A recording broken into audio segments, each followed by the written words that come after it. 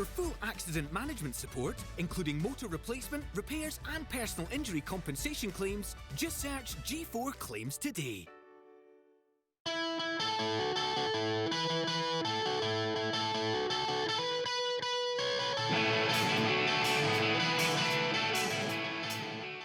Hi and welcome to this week's episode of the DW podcast. I am joined by a Scottish great award-winning author, Christopher Brookmyre. Thanks very much for joining us. Hiya. How are you getting on? Same as everybody, I think. Well, I'm fortunate in that I'm somebody I'm not having to furlough, I'm not having to suspend what I'm doing. You know, I've spent the last 6 months working on another book with my wife, and we're in this very fortunate position of being able to do our job without much interruption. The downside is all the work part of the job we're able to do, but none of the fun stuff. You know, no book festivals, no events, no meeting up with your friends and fellow authors. So, yeah, it's been intense actually, but not. Well, you know, we're never losing sight of how fortunate we are to be able to do our job uninterrupted. I think it's interesting you say that, because obviously, you know, that your job you can do from home, writing it, and maybe even during this lockdown period you might find more people reading books. But I suppose some of the let off of steam for you guys is going out to these book festivals and promoting your book and, you know, talking to people and, as you said, meeting other authors as well. Yeah, I mean, when you go to book festivals, it's not just, I mean, the social element of it is really important, but you find that because you're talking about books, or you're talking about the business of books, and you're talking about each other's work, often if you spend a lot of time at book festivals, you come away feeling quite energised. You know, you sort of want to up your game, and you're reminded of the value of what you're doing by talking to readers, but also talking to your friends who are also writers. So having that absented is a big loss. I mean, I think it was Doug Johnston, who's my fellow crime writer and fellow member of the Fun Lovin Crime Writers. He was saying about it's only recently realised how much of his social life was constructed around book festivals. So this, you know, you didn't always go out of your way to organise things because you would see so many of your friends at the next festival, or, you know, the next bookshop event or something. And with all that gone, there's an element of all work and no play, I must say. You mentioned Doug there, and I had Craig Robertson on a couple of weeks ago on the podcast, and it seems that, you know, with you Scottish crime writers, there's a real good community spirit there. You're all keen to look out for each other, meet each other at festivals, and share each other's work as well. You know, it seems like these are all really in it together. It's brilliant to see from the outside looking in.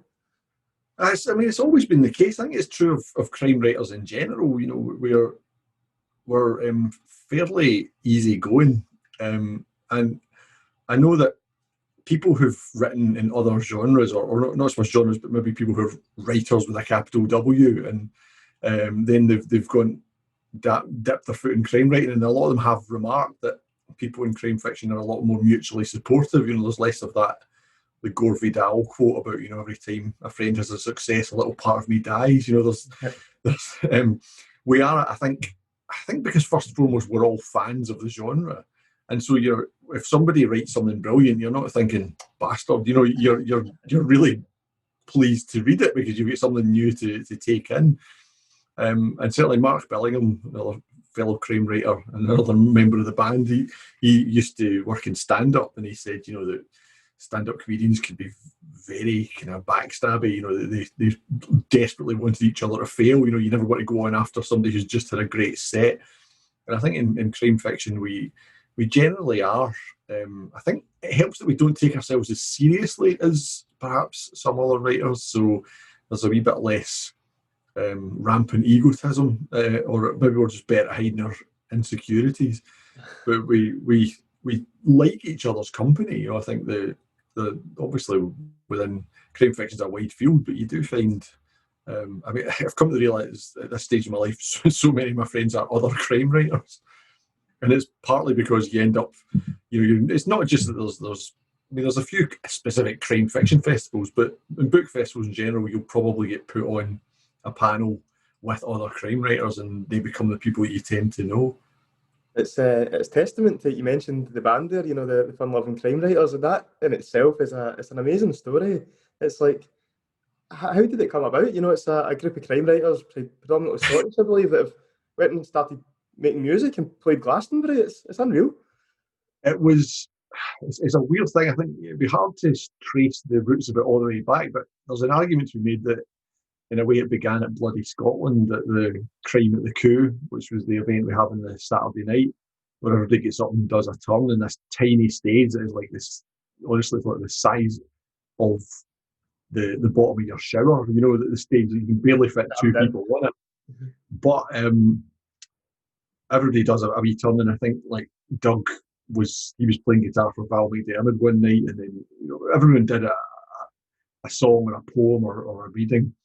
And about a fortnight after Bloody Scotland 1 year, 3 of the members of the band were at BoucherCon, which is the World Mystery Convention. It was in New Orleans, and there was a kind of sort of not an open mic night, but there was a kind of night out organised in the House of Blues in New Orleans, and there was a sort of supposed house band there. That the idea was to get lots of crime writers up to do a bit, and I think Mark and Stuart Neville and Doug Johnson had been, maybe they'd volunteered or somebody suggested they do something. But when they got there, they said it was kind of awful. The house band there were a shambles, and the whole thing was turning into a bit of a mess. And they were on the verge of sneaking out, and they got. I think as they were sneaking out, the woman that was kind of hosting it was shouting, "Where are the Brits? Get the Brits!" or something like that. And so three of them. They were like looking up chords on their phones and stuff to find out the chords to certain songs. And they shambled their way through Folsom Prison Blues, Werewolves of London, and for some reason that Doug can still not quite articulate 500 miles. So, and it went on YouTube, because it went down very well. It ended up on YouTube, and Roland Gulliver of the Edinburgh Book Festival had seen it, and he said to Mark and Doug, this would be great to do at the Unbound strand, which is the sort of late night strand at the book festival. Can you do a 2-hour slot in August? At this point, 3 members and 3 songs. Yeah, so they had to put a band together, and so Mark got Luca. Mark asked Luca Vesti, "You played bass," and Luca didn't play bass. He did play guitar, but he just said aye. So he ended up bass player. They recruited Val to sing, and Doug said to me, "Would you come and maybe do one song?" And I think at this point they were thinking we'd get a whole load of writers to sing one song.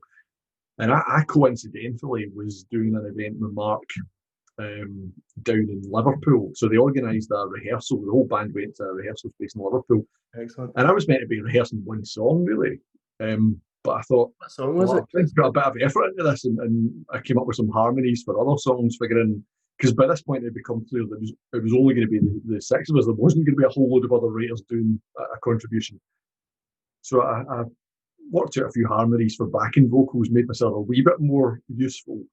And then we did this first show. I was only there for the second half, because I was actually doing my talk at the Edinburgh Book Festival while they were doing the first half. In the second half, it was just great fun, and it kind of grew from there. And I decided, I really ought to, at the age of, I think it was 48 at the time, finally start learning to play the guitar. So I started learning the guitar, and just to add another element to the sound. And they've not kicked me out yet. And so Did you have any musical background before that, Christopher? Did you play guitar? Just liked music. And it provided for me the impetus to finally really practice and start learning an instrument. But what mainly it helps is that when you get 3 really good musicians as the spine of the band, it covers up a lot of sins. Doug's a phenomenal drummer. Luca was a great bass player, and Stuart Neville's just an amazing guitarist. So, Stuart's guitar's louder than everything else. So if you hit the wrong chord, nobody notices. But it just became one of these things that we could not have anticipated. It started off, we did a couple of book festivals, and then in January of 2018, we did a gig in a wee club in London, and it felt like half the book industry turned up to that. That's amazing. And in 2018, we ended up doing 13 shows, because so many book festivals started asking us to play, and it just kind of built and built until we got asked to play Glastonbury, and then Cornbury Music Festival the week after as well. So yes, it's been That's one of the things we're all missing so much. We were meant to be playing the Queen's Hall in April, and that got cancelled. We do vow to be back. You must be questioning yourself if you're a touring musician or if you're an author nowadays. Well, it's the great thing about, as I was saying earlier, about book festivals being this great social occasion, was it was a great time to let off steam anyway. But be able to go to book festivals, talk about books, and then at the end of the night play some music was the ultimate perk of my writing career. Do you get nervous before the shows, or are you quite laid back and relaxed about it? God, yeah. We're. I mean, when I was first going on a stage to play a guitar, thinking I just unplugged this subtly so nobody hears me playing it wrongly. But you kind of feed off the adrenaline, and it's a weird thing. I've heard everybody say this. When you're on stage, you can hit notes that you couldn't hit when you were rehearsing. Your voice can just somehow bring a wee bit more performance out, I think, because of the adrenaline. Sometimes you're in the middle of a bar on the guitar and think, I honestly can't remember what the next chord is, but the moment it's necessary, it comes back into your head. And it's a weird thing. You do feed off the audience as well, but you definitely get a huge adrenaline hit. Although at Glastonbury we were all very nervous. I think except Luca. Luca was just thinking, this is the best moment of my life and I'm going to enjoy every second of it. But we all went on stage at Glastonbury, we were all very nervous.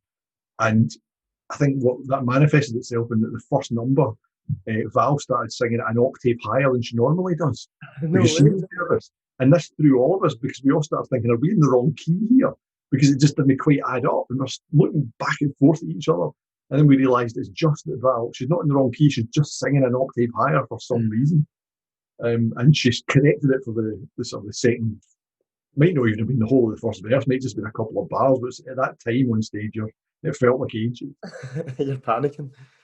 Do you feel that a week after at Cornbury, we were absolutely fine. It was weird, there was less expectation. There was hardly anybody at Cornbury. It wasn't, it's quite a small festival. There was only about 70 or 80 people in front of the stage when we started. Right. But there was several thousand by the end, because people were coming over this hill and to see what's going on. And of course, at a festival, a lot of the music isn't familiar to people, but we're playing covers. So people would hear what they were listening to it, and then they would just stay. So by the end, the song, we get these great selfies as photos of like this huge crowd that had ended up staying, which we felt that was quite an affirmation. Do you feel that people come along because they appreciate your writing and they think, I wonder what these guys are like actually on stage, or is it just a mix of everything, really? I think, especially in the early days, there was a degree of morbid curiosity. I think there was people thinking, this will be a car crash, this will be entertaining, and we benefited, I think, from people's low expectations, because the folks that have rocked up thinking it was some sort of shambling affair, and they would be pleasantly surprised that we sounded all right, but there is a novelty element, that I think people are definitely, it's the reason we play cover songs. The theme is all crime fiction, but the reason we play cover songs is because we are really being indulged by the audience. They're indulging us as a bunch of aging crime writers having a rock and roll fantasy. So we want to play stuff that they'll like. Of course. And so we feel very, very fortunate to be doing it. I think that's the thing we've never lost sight of. It's like this massive perk that we can't quite believe. What's your favourite track to play? It's one of those sometimes it's different. There's one night you say, oh, that song really, really went down well, and I particularly like doing Down the Tube Station at Midnight because I like the song, and it gets the audience going. That's brilliant. It's just amazing, that where these places from being a writer take you as well. You must have some amazing experiences in your life away from writing, for example, playing in the band that you never thought would come to you. I think that is one of the reasons that I've felt very privileged in the sort of fringe benefits of writing. For one thing, I always quite like talking in front of an audience, and talking at book festivals, getting a sense of response from the audience. But it has led to some unusual things. We get asked on, maybe doing TV, radio, etc. But I ended up doing some stand-up because of it. I'd done a few sort of jokes with as part of introducing books, and then about 2005 it was, Mark Billingham was asked to put together a charity night at the Comedy Store, and it was for the Book Trade Benevolent Trust. So it was meant to be, the way it was sold to me was it was going to be a book industry audience, entirely book industry audience. And the gimmick was, the Little Brown at the time had all these comedians who had written books. The idea was, we're going to get all of them to do a term, but we'll get a few writers to try their hand at comedy. And so when it was sold to me, they said, we're going to get Alexander McCall Smith, because he's a very funny speaker. So I signed up. Mark got me roped into it, and I rehearsed a stand-up routine. On the night, it turned out there'd been a kind of mix-up, and so yes, there was a lot of people from the book industry, but it had been advertised and sold to the public anyway. It was a Monday night at the Comedy Store, and the lineup was Rich Hall, Jenny Eclair, Jeff Green, Sandy Toksvig. It was all A-listers that you would never get at the Comedy Store, never mind all in the one bill. So the place was rammed to the four walls with just comedy public, and a few people from the book industry. And I was on first. Oh, no. And there was no other writers turned comedian. There was just me. So, and Mark was comparing, because he's compared at the Comedy Store for like 20 years.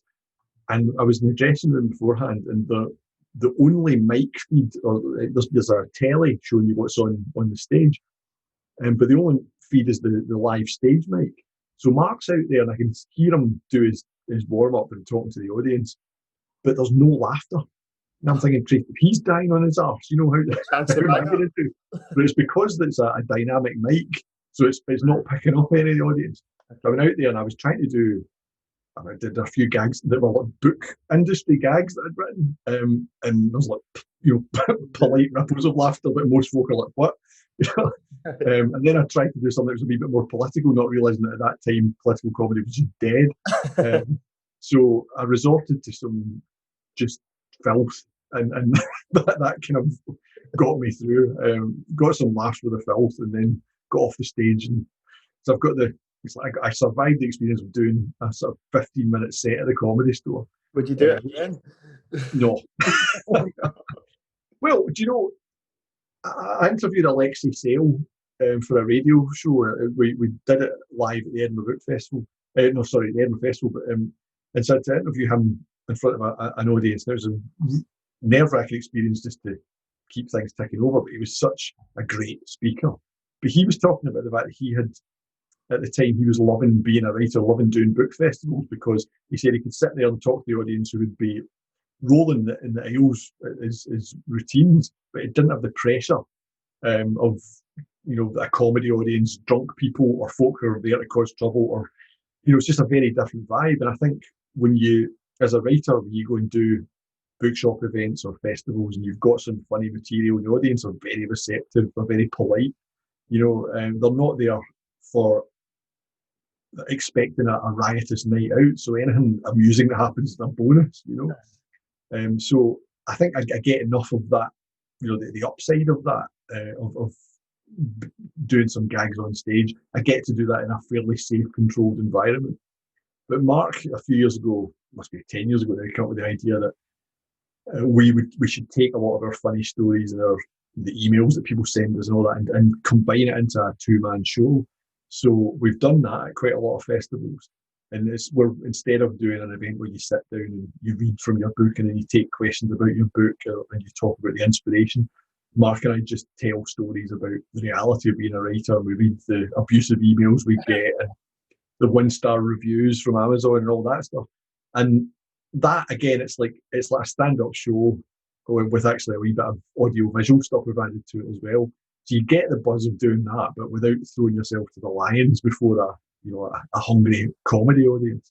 It's good that you mentioned that, Christopher, because I often wonder, I've spoken to a lot of bands on here and they say, try not to listen to the critics, try not to read the reviews, what people say about your latest album. Is it similar when you release a book, are you putting it out there? Because certainly from my experience reading some of your novels, I feel that you put, as much as it's fiction, you put a lot of your personal experience into it, or a lot of your characters are based around people that you know or things that you've experienced. Do do you put it out there and think, I don't care if people like this because I know that it's good work, or do you think, I'm a bit nervous about what people are going to say about this? I think at this stage, I'm not really concerned. I mean, I'm probably better at disguising the elements of myself that are in there, or I'll take elements of my own perspective and sort of repurpose them to tell a story. So I'm not feeling quite as exposed.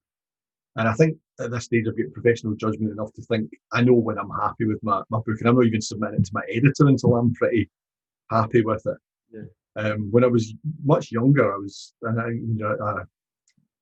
a young and inexperienced writer, I think you're going to be more susceptible to reading bad reviews. And also, I mean, when I was first published, I'd written Quite Ugly One Morning, and I'd just been as sort of scabrous and over the top as I wanted, just for my own amusement. And there was a weird kind of penny drop moment when I read my first review of realising, oh fuck, I've actually put this out there. People that aren't my family are now going to see this, and it's really filthy, and it doesn't hold back in any way at all. And it hadn't even occurred to me, even through it'd been written about a year and a bit before it was published. So it's been through I'd written the next novel, but it was a sort of sudden waking up to realising your stuff's out there now, and it's not yours anymore. It's there for other people to tear apart if they choose to. But the worst review I ever got, I think, was my first review, and it was a hell of a day. In fact, it was the day that England beat Scotland 2-0 at Euro '96. The day Gaza scored that great goal. But I'd got this review in the morning, and in the afternoon that happened. So it wasn't a great day. But my publishers had the right attitude. It wasn't just a bad review, it was a kind of almost outraged review. So they ran an ad the next week with quotes from it, quite proudly. Quotes like they said the book is thoroughly nasty and deeply unpleasant. So they ran with ads in the Herald, which had published the review. And I thought, well, that's the right attitude to take. So I'm these days, it's interesting. I won't read a lot of reviews, but sometimes if you read like maybe a blog review or something, and it's not so much to see if they like it or not. And this was the case even when it was the sort of proper professional critics reviews down the years. If I felt they were engaging with a book, that would make me happy. I'd sometimes get more from a review that was critical than one that was like praising the book to the skies. If I felt like sometimes you knew that they were decided they were going to like it in advance, and sometimes you knew they decided they don't like you, so they're going to do a hatchet job in advance. But if I felt like they were engaged with the issues, that's mostly what you want. You want to know that there was something worth engaging with. That review you mentioned there, that was outraged. It's a crime book, based in Edinburgh. Quite Ugly One Morning. I don't know what they're expecting when they open up and read the pages. It was at that time. Things have changed. So much has changed in the whole. That was back in '96, Christopher, wasn't it? 1996. Yeah, I mean the industry is unrecognisable, but at that time, if you were Scottish, you need to brace yourself for a kicking from Scottish critics. There was an element of the Kent is fairer thing, that sort of, they want to kind of knock you down. And it was weird because my publishers, I remember a few books in, there was one of the publicists saying, what is it with Scottish critics? They always slaughter the Scottish writers. And weirdly, I would get great reviews in the Irish press.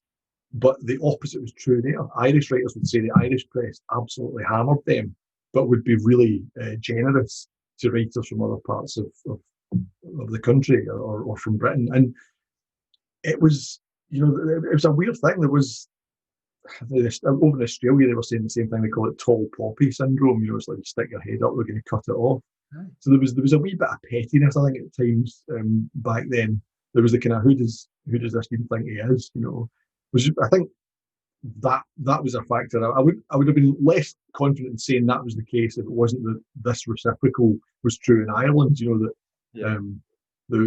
It was almost like if you're the local boy made good, we don't like that. If you've got a bit of the exotic about you, you're from something else, that's okay. That's a shame, that, isn't it? And I'm not surprised, because I do feel that And that's why I'm almost so surprised at the community that you've got in Scottish crime writing, because I do feel that in Scotland, often if someone's doing well, the automatic reaction is to shoot them down. Whereas if you look across the pond to America, it's like people are super confident, and if someone's doing well, they're all behind them. It's let's get behind this person here. I think maybe that's another reason in crime fiction we are all very supportive, because we all know what we're up against. We know the experience of what it is to put your heart and soul into a book, because it takes sometimes a year to write, or more, and then it's out there and somebody can be really needlessly cruel about it. And I think I remember hearing many years ago it was Mark Kermode on Radio 1 was like, he was interviewing Neil Jordan, the film director, and he was on while they were doing the reviews, and there was some really dreadful, absolute by the numbers Hollywood's pulpy comedy that was Mark Kermode getting ripped into, and Neil Jordan had always been asked to be guest reviewer, and they were trying to tee him up to really rip into it, and he was saying ever since he'd made, I think it was The Company of Wolves in the early 80s, he said when he realised how much it took for so many people to get this on the screen, and he said it's true of every film, you find it very hard after that to be cruel about somebody else's work. And I think that's the case. It's the critics who can be very cruel about somebody else's work in literature, I think that they fall into the camp of either they've never done it, so they don't know, or they've done it and failed and they want to make themselves feel better. Yep. But I think those who are writers they'll find it very difficult to be really cruel about somebody else's work, because they know what it takes to do it. They know how much of an achievement it is to have written a novel. So I think as a community, we're mutually supportive just simply because we've got a lot of commonality of experience. I spoke to Graham Armstrong on the podcast a while back, who's a young Scottish writer from Airdrie who's just brought out his first novel, and it's nice that you mentioned that, because he says, before he got his book published, he must have sent it out to 250 publishers and get rejections or heard absolutely nothing back. And I think you're now totally at the opposite scale, whereas, you're 25, 24 years down the line from first being published, and, you must have people almost shouting out, give us more content. But what was it like back in the early days? You came from journalism, but did you find it hard to get your first book published, or was it slightly more challenging then, or easier then, or how does it compare to nowadays? I don't know how to compare it nowadays, because the landscape is so different. Certainly one of the things that even before that, I think I was kind of struggling against was when I was young, I thought writers existed on another plane. There was like occasionally you'd hear about somebody had seen a writer, that you'd heard of, but the notion that you could just get on social media and instantly have interactions with writers, or go to bookshops and hear them talk about their work, it's hard to find an unsigned copy, of my work, never made a signed copy. So I was kind of thinking it was the idea of breaking into it seemed nigh impossible. So it was always going to be a big task. But I wrote 4 books before I got one published. So quite early one morning was my 4th novel. So it was a question of just persevering. And also of knowing that I was learning as I went, that I wasn't thinking it was some great injustice that the early stuff wasn't published. I was thinking, of course it's not been published, I'm not good enough yet. I'm learning every day that I'm doing this. But I felt once I got published it wasn't like that was me arrived. I felt like it's like I'd got the apprenticeship, and so I was still an apprentice for a long time. And as a writer, you're perceived to be a young writer if you're 40, so I was first published when I was 26. So it's a long time before it's taken years and years for me to feel like I'm legitimate. For years I would expect the tap on the shoulder of somebody saying, "Oh, there's been a clerical error and you were never supposed to be doing this."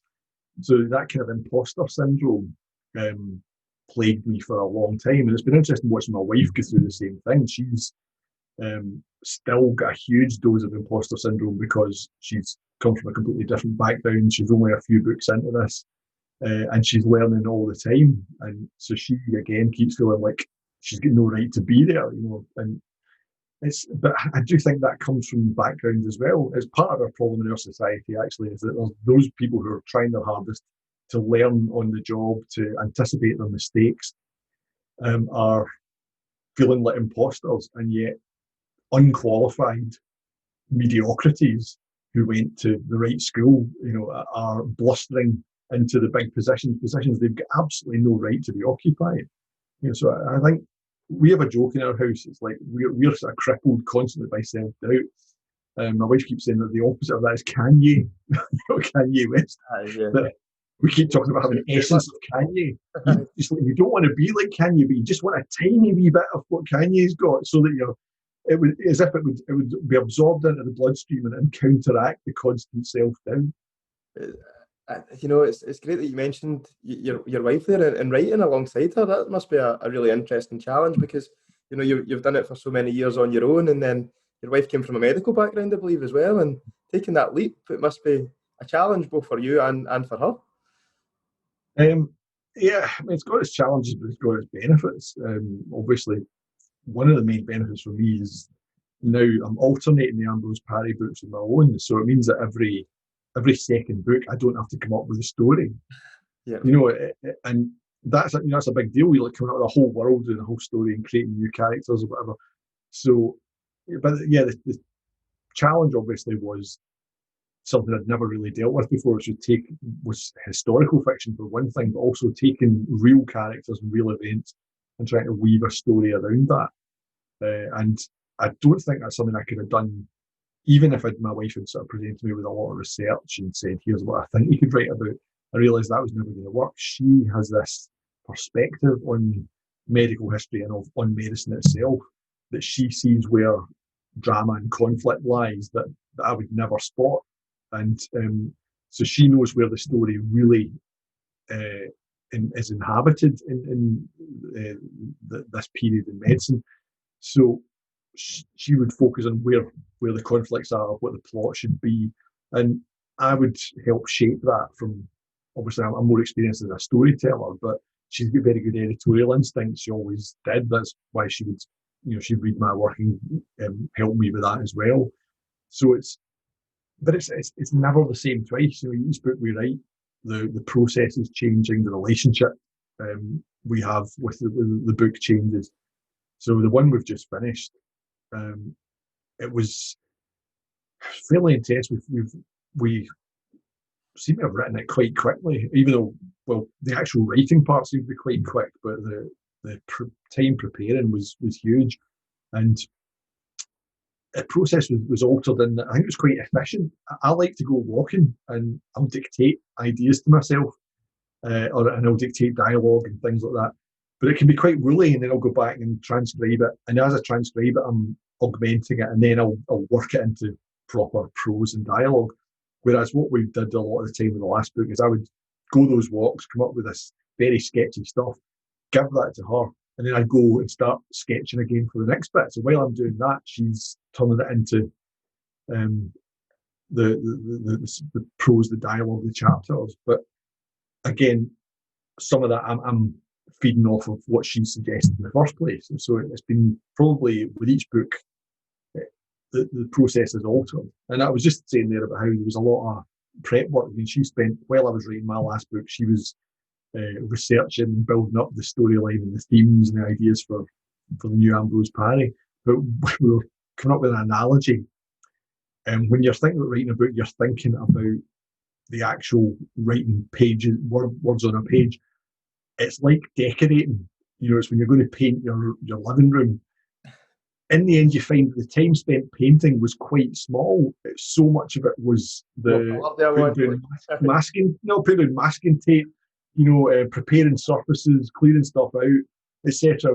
Doing the wee fiddly bits, and then the actual laying on of the emulsion. Which in your mind, that's the main part of the job, but actually that's it might even take as much time as everything else, but it's the prep work has to be done. It always takes longer than you imagined it was going to take, but you can't start without it. Otherwise you'll get yourself in a hell of a mess. That's really interesting. How does it affect your personal relationship? Because obviously I'd imagine usually you keep your professional and your personal relationship separate, but in this aspect, you're in the same house every day. You live with your wife, Yeah, well, for one thing, everybody was going to be stuck in the house with their spouse a lot longer than they were used to. We were actually so well prepared for it because we've been doing that for a few years. I've got to say, one of the things that made lockdown easier for us was that we always had something to talk about. Apart from the virus, obviously, we had something to talk about. We're always discussing ideas of where we're taking the characters or what's going to happen next. I mean, it's certainly, it's not something I would recommend as a sort of couples therapy for anybody to try and write something together. I think you have to have a very strong relationship first before you can embark on something like that. And I think you have to have a lot of respect for what each other brings to it and also what each other doesn't, so that we both know where our limitations are. It's things that I just know not to question because Marissa knows all about the medical and historical side of it. And occasionally I'll take a flyer on something and she'll come in, she'll say, I've just read this thing you've sent me. Did you research that? And I'm like, no. Did you just make it up? Yes. She'll come back and say, this has to go because that's not true. That didn't happen. And I say, yeah, but can we use it somehow? And she'll find, the parts of it that we can put in the story, or she'll amend it so that it's actually historically accurate. It's brilliant. It sounds really exciting and really fun as well. But I'd imagine, you can be more honest with your wife than you could be, a friend or a fellow writer. If you think something's rubbish, you're more likely, not that it would be, but if you think something's not as good or you think something could be improved, you're more likely to say it to your wife than you are to, if you were doing it with someone, the band, I think we are, we're quite gentle with each other, but in terms of if there's something that isn't working, but we generally talk stuff over in advance so that we'll know what's likely to work before we try and put it down on the page. But there can be some tension as well, obviously, which usually comes from the fact that I do a lot of my work in my head, and Marissa likes everything written down, so she'll feel like I'm sort of racing ahead or trying to compose a storyline or a plot line that she's not part of because it's all still up here. And then I'll sometimes say, well, I can't explain it all because I don't know it all yet. I'm a bit more comfortable with waiting to see where the story takes me, or being patient to know that if I wait long enough or spend enough time with characters, certain things will reveal themselves. Marissa, she's learning that does work, but for the first couple of books, she didn't have a lot of faith that would work. She'd think, if I can't see how we're getting logically, from here to here, I don't know. We're not getting there. yeah. And she wouldn't believe that. She's seen it now through practice that, sometimes the story's better if you don't know where it's going until you get there yourself. When can we expect the next Ambrose Parry book? Then mentioned it be hitting the shelves, or is it still to go to the publishers and get a bit of a touch up? Yeah, we only actually sent it to the publishers about a week and a half ago, or not even that. So it will be published in August next year. I've got another book coming out in the meantime. I've got a book coming out in, I think it's March. It's scheduled for, which I finished early in lockdown, and I had to make some amendments even as I was writing it towards the end, because the last quarter of the book takes place in Italy it was taking place in Italy in spring of early part of the year 2020, and I had to rewrite it and move it back to the autumn, so it was pre-virus, because Italy was just absolutely swamped at that point. But yeah, that's called The Cut, which will be out in March. How do you go about picking your destinations and your characters? Because Italy seems like a new one for you.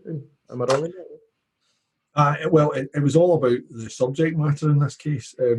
It's about a woman who, she's a sort of suicidal ex-con who spent 25 years in jail, and she's 72 and kind of hasn't adjusted to life back on the outside, and she's planning to kill herself, but she ends up going on the road and on the run with her 18-year-old flatmate, and together and she kind of rediscovers her lust for life through investigating the events surrounding the murder that she was jailed for.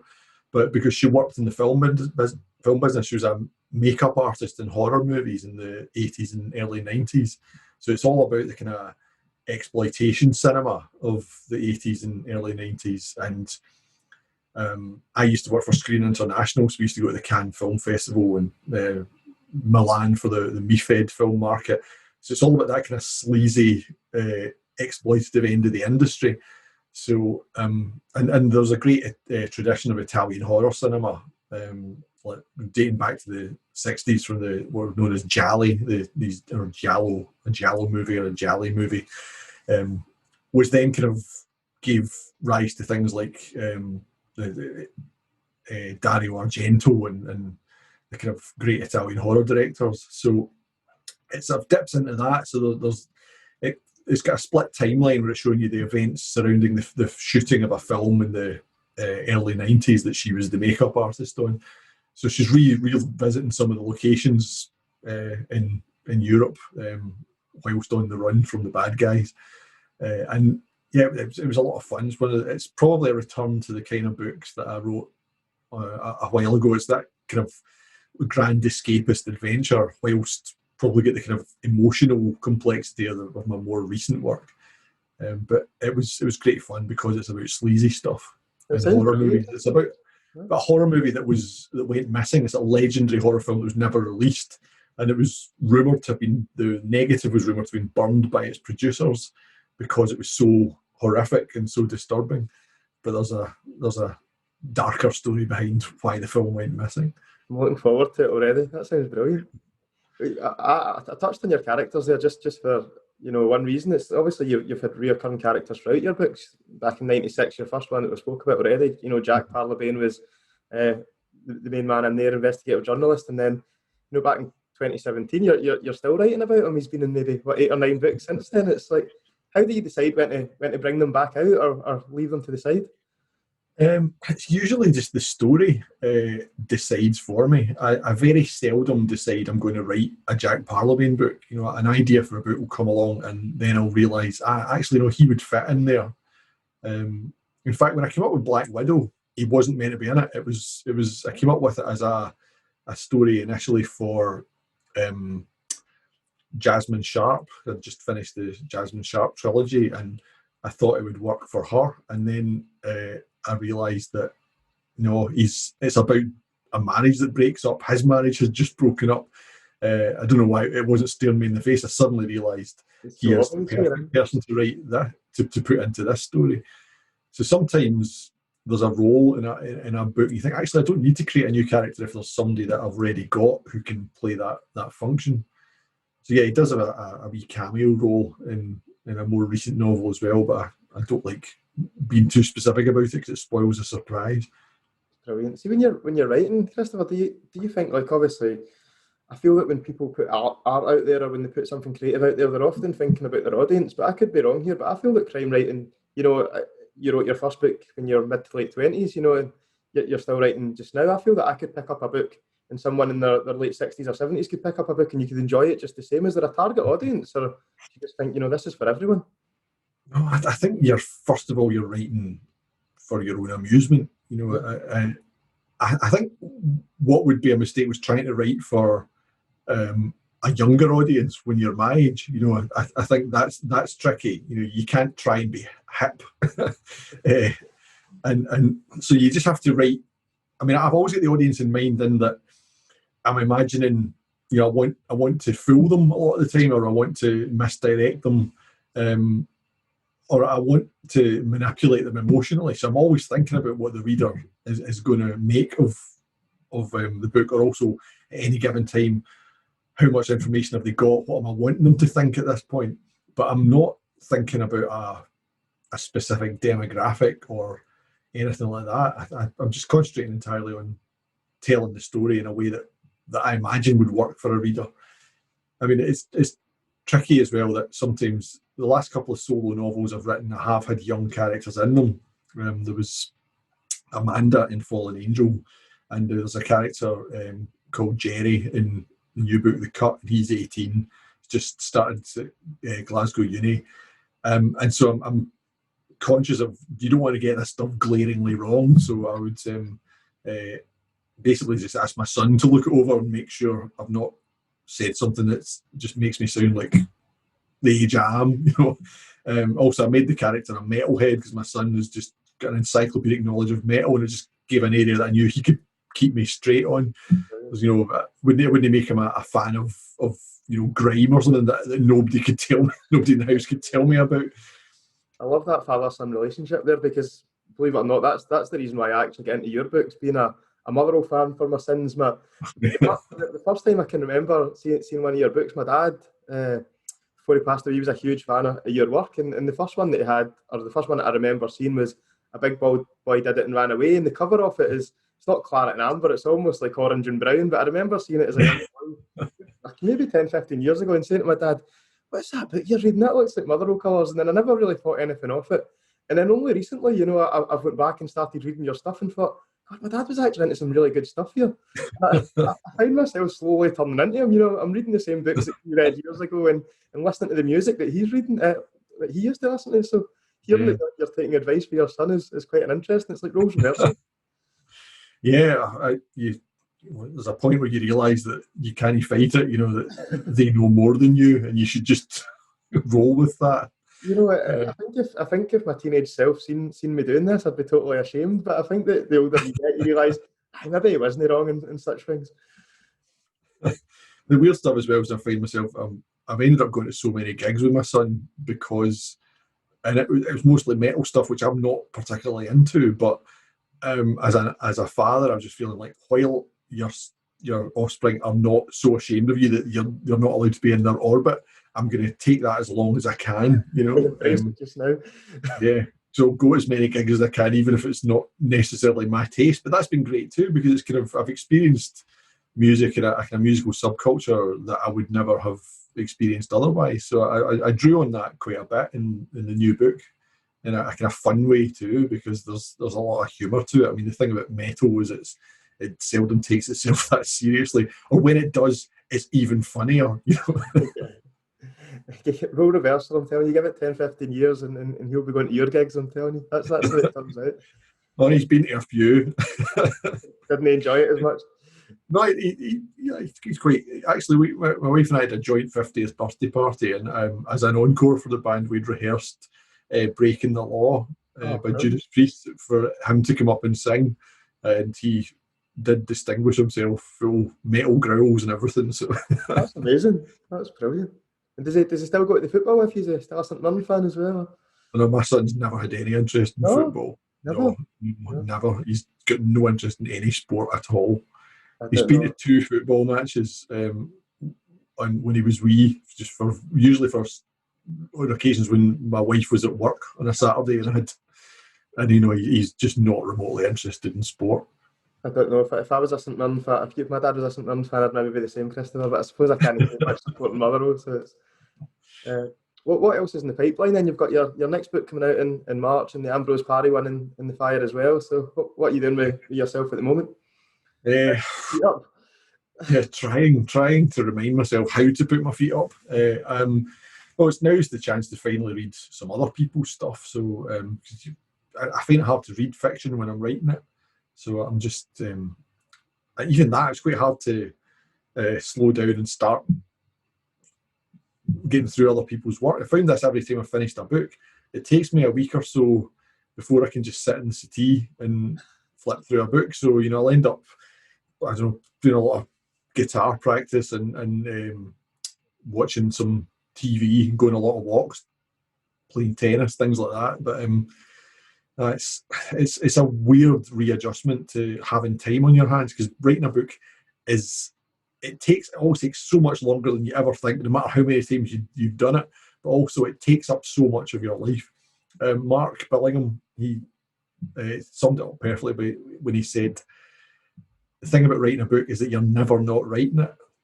It's always in your head until it's done. You're in the shower, you're thinking about it. You're peeling potatoes, you're thinking about it.